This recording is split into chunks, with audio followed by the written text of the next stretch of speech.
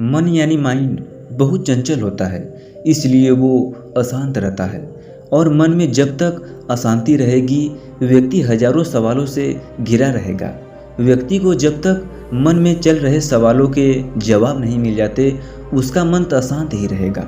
लेकिन मुख्य प्रश्न ये है कि मन को नियंत्रित कैसे किया जाए और मन को कैसे समझा जाए। तो मैं आपको बताऊंगा गौतम बुद्ध के जीवन से जुड़ी एक कहानी के माध्यम से। इसमें आपको 6 चरण के बारे में भी बताऊंगा, जो कि शुरुआती के 5 चरण जाने बिना आप अपने मन को नहीं समझ सकते। तो इस वीडियो को अंत तक जरूर देखना। तो चलिए कहानी को शुरू करते हैं। एक बार एक व्यक्ति गौतम बुद्ध के पास गया और पूछा कि मन को नियंत्रित करने का पहला चरण क्या है।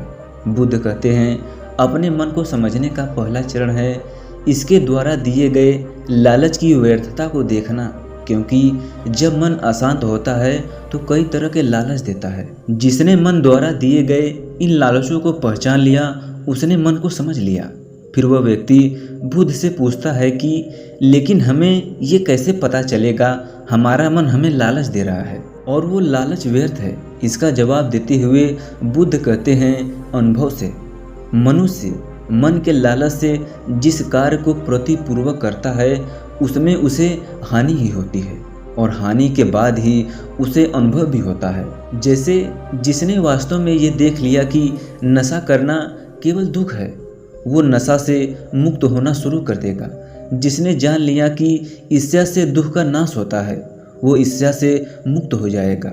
मन को समझने का यही पहला चरण है। फिर वह व्यक्ति बुद्ध से पूछता है, यदि कोई व्यक्ति पहले ही चरण में ये जान जाता है कि वह मन के द्वारा दिए गए लालच के कारण ही दुख है, तो फिर दूसरा चरण क्या है।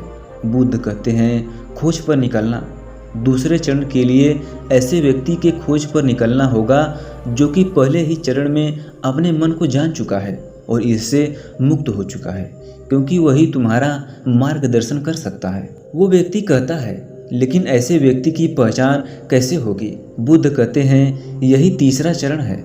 सुनना ही अपने मन को समझने का तीसरा चरण है।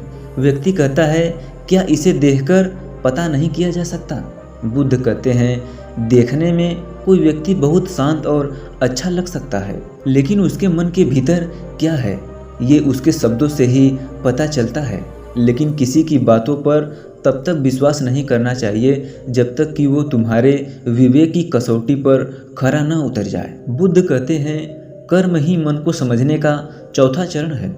खुद को जानने के लिए सही दिशा में कर्म करना जरूरी है, लेकिन कर्म करते हुए व्यक्ति 2 गलतियां करता है। पहली गलती शुरुआत ही नहीं करना और दूसरी गलती पूरा रास्ता तय ही नहीं करना। इन 2 गलतियों के पीछे हमारे मन की ही चाल होती है।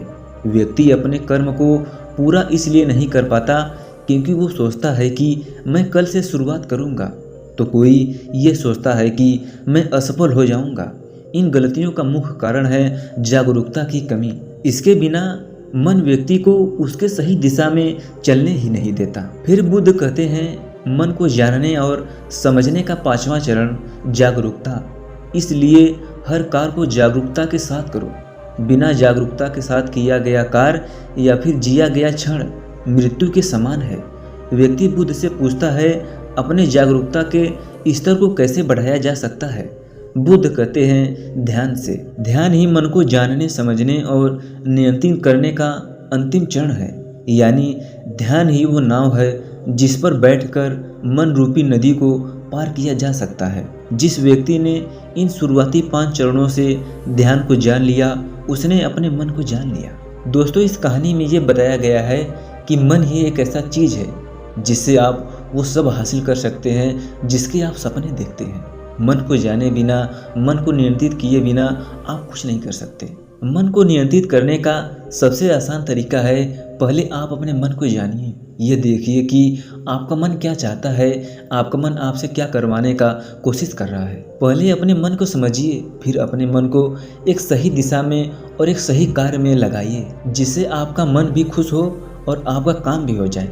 और इसी को कहते हैं स्मार्ट वर्क। आज जो भी व्यक्ति जिस भी मुकाम पे है, वो सबसे पहले अपने मन यानी माइंड को समझ लिया है और उसी के आधार पर अपने कार्य को करता है। और ऐसा नहीं है कि आपका माइंड जो भी कह रहा है उसी हिसाब से काम कीजिए। हो सकता है वो कार्य गलत भी हो सकता है, इसलिए हर काम अपने मन से नहीं किया जा सकता। कुछ काम अपने दिमाग से सोचिए और ये सोचिए कि वो काम सही है या गलत है। वो काम जो मैं कर रहा हूँ वो समाज के नज़रिए से अच्छा है या गलत है। फिर उस काम को अपने मन और दिल, अपने तन, सब कुछ झोंक कर उस काम को पूरा करिए। जो ये समझ गया और अपनी ज़िंदगी में सही निर्णय ले लिया वो एक दिन सफल जरूर हो जाएगा।